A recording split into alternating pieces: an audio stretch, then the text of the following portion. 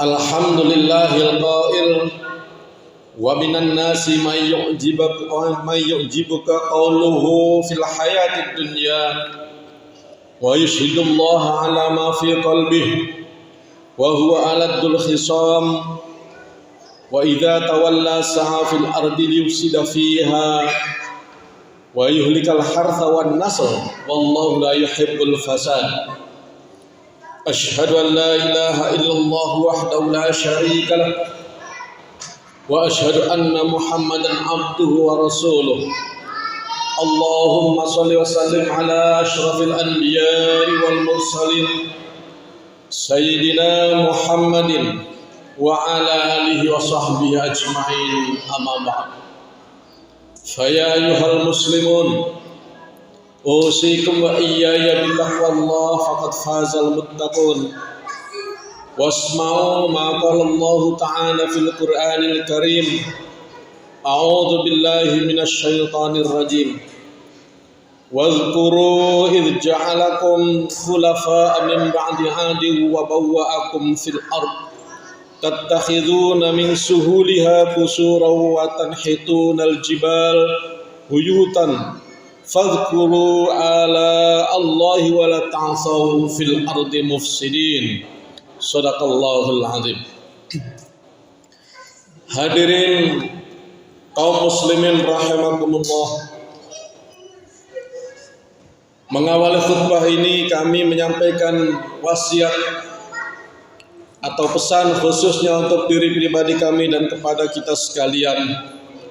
Marilah kita terus berupaya mendekatkan diri kita kepada Allah Subhanahu wa taala dengan terus berusaha meningkatkan ketakwaan kita kepadanya, yakni kita berusaha menghilangkan rasa jenuh, rasa bosan, rasa lelah untuk terus menjalankan segala perintah-perintah Allah, dan kita juga berupaya menjauhi segala larangannya.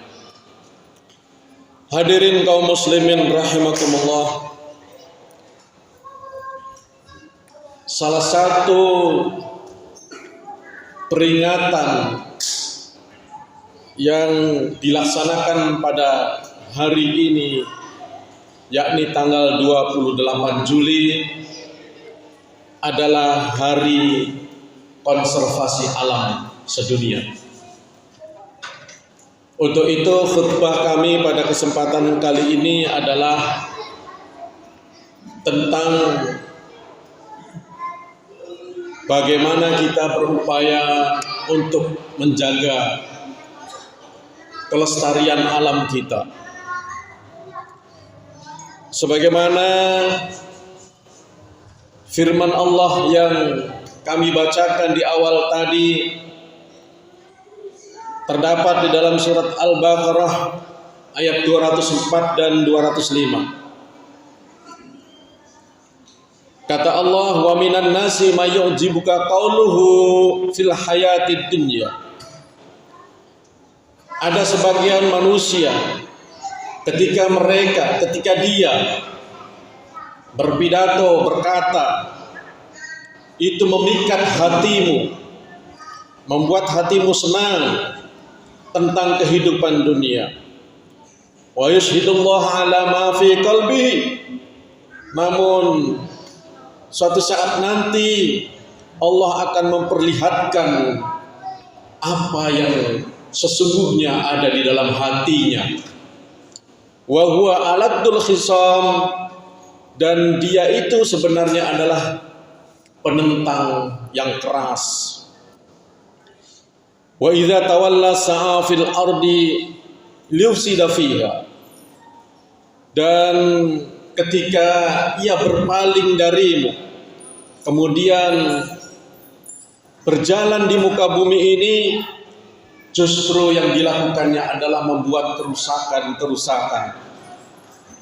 Wa yuhlikal hartha wan nasl, dan ia juga merusak tanaman-tanaman, pepohonan-pepohonan, ternak-ternak, wallahu la yuhibbul fasad, dan Allah tidak menyukai kerusakan atau orang-orang yang membuat kerusakan di muka bumi ini. Hadirin kaum muslimin rahimakumullah, kita tahu bahwa alam dan seisinya ini adalah milik Allah, yang tentunya sebagai manusia yang Allah sendiri sudah menyatakan bahwa kehadiran kita di muka bumi ini adalah sebagai khalifatan fil ardh, sebagai pelindung, sebagai pemimpin di muka bumi ini. Tentunya sikap kita sebagai manusia haruslah memiliki kebijaksanaan dalam menjalani kekhalifahan kita, baik kepemimpinan kita terhadap sesama manusia maupun kepemimpinan kita, perlindungan kita terhadap alam sekitar kita. Karena sekali saja kita berbuat kerusakan di muka bumi, maka naudzubillah, Allah sangat membenci kita semua. Hadirin kaum muslimin rahimakumullah, di dalam surat Al-A'raf ayat 74, Allah juga mengingatkan kepada kita. Kata Allah, "Wadhkuru idh ja'alakum khulafa'a min ba'di 'ad." Dan ingatlah ketika aku menjadikan khulafa, pergantian ya, ja'alakum khulafa min ba'di 'ad, pergantian kekhalifahan, pergantian kepemimpinan setelah kaum 'Ad, wa bawwa'akum fil ardi, dan aku memberi tempat kepadamu di muka bumi ini, tattakhiduna min suhuliha qusuran wa tanhitunal jibal, akan tetapi kamu sekalian membuat atau membangun rumah-rumah di datarannya, juga memahat gunung-gunung untuk istana-istana, buyutan atau rumah-rumah. Fadhkuru ala Allahi, dan ingatlah kepada Allah, wala ta'thaw fil ardi mufsidin, dan janganlah kalian merajalela di muka bumi ini dengan membuat kerusakan di sana sini. Hadirin kaum muslimin rahimakumullah, ayat ini kalau kita kaji lebih dalam, ini memang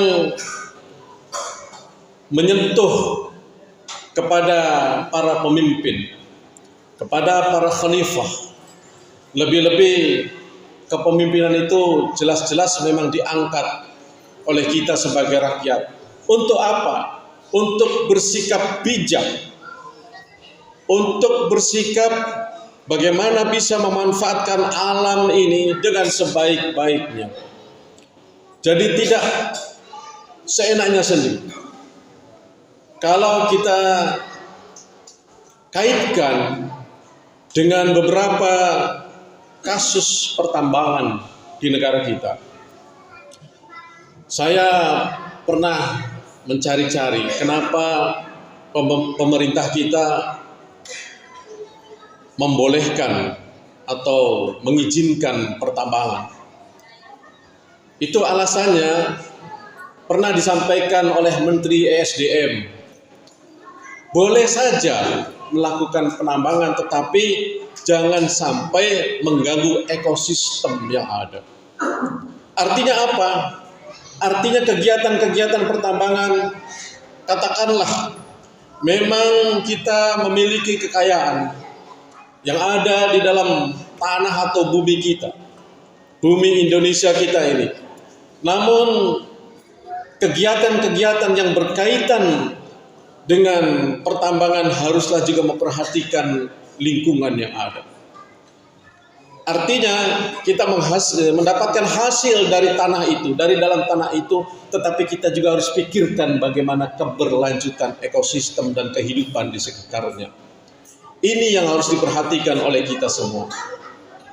Sebab ketika kita hanya, mohon maaf, mengeruk saja hasil bumi, tetapi tidak memperhatikan keberlangsungan ekosistem, tidak memperhatikan lingkungan yang ada di sekitarnya, maka sama saja kita merusak bumi Allah. Dan ayat ini juga sangat jelas. Artinya apa? Mengingatkan kepada kita bahwa aku menempatkan kalian itu di atas bumiku. Jangan sampai juga kita lupa bahwa sesungguhnya hakikinya seluruh bumi yang ada di dunia ini adalah milik Allah. Dan Allah menghendaki setiap manusia, setiap pemimpin melakukan perlindungan atau kepemimpinan dengan bijaksana terhadap bumi ini. Hadirin kaum muslimin rahimakumullah. Untuk itu siapapun yang terlibat ya dalam kegiatan-kegiatan yang berkaitan dengan alam ini, dengan hutan, dengan ekosistem di laut juga, itu harus memperhatikan keberlangsungan kehidupan makhluk-makhluk Allah yang lain. Makanya tentu kita setuju ketika misalnya di laut ada nelayan yang mengebom dilarang oleh pemerintah karena memang sangat merusak. Di samping merusak kehidupan ikan-ikan di laut, juga merusak biota laut yang ada di dalamnya, karangnya, tumbuhannya, dan lain sebagainya. Hadirin jamaah Jum'ah rahimakumullah.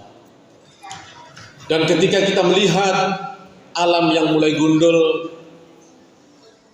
kita dianjurkan oleh Rasulullah SAW untuk berusaha menanami kembali bumi-bumi yang gundul itu. Saya simpati ya, ada beberapa daerah di tempat-tempat tertentu yang melihat mangrove itu sudah hilang, sudah mulai banyak yang gundul kemudian ditanami oleh para mahasiswa, para pemuda pecinta alam. Seperti itulah kita juga dianjurkan oleh Rasulullah untuk itu. Kata Nabi di dalam hadis riwayat Bukhari dan Muslim, "Ma min muslimin yagrusu gharsan aw yazra'u zar'an fayakulu minhu tayrun aw insanun aw bahimatun illa kana lahu bihi shadaqatun." Tidaklah bagi setiap muslim ketika dia menanam pohon ya atau bercocok tanam dengan menanam biji-biji, kemudian yang kita tanam itu tumbuh, dan ketika tumbuh kemudian ada yang makan buahnya itu, apakah burung-burung atau orang lain yang mengambil manfaatnya, tidak ada bagi seorang muslim kecuali itu bernilai sedekah. Ya walaupun di tanahnya hutan yang mungkin kita tidak tahu pemiliknya siapa, oh kelihatan gundul sekali, saya tanami. Kemudian kita tinggalkan, dan ketika sudah tumbuh kemudian ada burung yang singgah memakan buahnya atau daunnya, itu sedekah bagi yang menanamnya, luar biasa. Begitu juga dalam salah satu hadis Imam Bukhari dan Ahmad yang sangat populer, Nabi mengatakan, "In qamatis sa'atu fi yadi ahadikum fasilatun fa in istata'a an la taquma hatta yagrisaha falyagrisha." Dan ketika terjadi kiamat, ya, suatu saat nanti terjadi kiamat, dan ada di antara kalian, di antara kita memegang satu tunas. Ketika gonjang-ganjing kiamat, kita pegang tunas, selalu kita tanamkan tunas itu. Maka ya, tanamkan itu tunas. Artinya apa? Saking pentingnya menanam kembali pohon-pohon yang langka, pohon-pohon yang hilang. Misalnya sudah mau kiamat, tapi walaupun mau kiamat kita tahu tidak ada, katakannya kalau sudah kiamat kan hancur. Tapi ketika kita punya niat dan kebetulan ada tunas di tangan kita, kata Rasul, tanamilah itu. dianjurkan oleh Rasulullah SAW. Hadirin kaum muslimin rahimakumullah. Naudzubillah min dzalik, apalagi kalau misalnya kegiatan-kegiatan kita yang merusak itu bukan saja hanya merusak yang kita gali, yang kita garap, tetapi kemudian misalnya menimbulkan mudarat bagi kehidupan manusia lain, limbahnya kah, kotorannya kah, dan sejenisnya, itu juga sangat dilarang oleh Rasulullah SAW. Dan Rasulullah mengingatkan dalam salah satu hadis riwayat Muslim, kita dianjurkan oleh Nabi untuk menghindari dua perbuatan yang mendatangkan laknat. Para sahabat bertanya, apakah dua perbuatan itu? Yaitu ketika kita membuang air besar atau kotoran di jalanan umum atau di tempat manusia berteduh. Ini artinya apa? Mengganggu orang lain dengan baunya saja itu dilarang. Apalagi misalnya mengganggu orang lain dengan merampas hak-haknya, dengan mengganggu kehidupannya, mengganggu pencariannya. Yang mohon maaf, misalnya dulu ketika belum ada tambang, sungai ini bersih, banyak ikannya, dan orang-orang sekitarnya memancing, bisa mengambil manfaatnya dari ikan itu. Kemudian misalnya teraliri limbah-limbah yang kotor, ikannya pada mati. Itu artinya bisa mematikan pencarian orang lain. Hadirin kaum muslimin rahimakumullah, inilah khutbah yang kami sampaikan. Mudah-mudahan dapat kita pahami semua, dan mari kita kembali mencintai alam kita, mencintai lingkungan kita, agar kita lebih peduli dengan kehidupan ekosistem yang ada di sekitar kita. Barakallahu wa lakum fil Qur'anil azim wa nafa'ani wa iyyakum bima fihi minal ayati wa dzikril hakim wa taqabbal minni wa minkum tilawatahu innahu huwas samiul basir.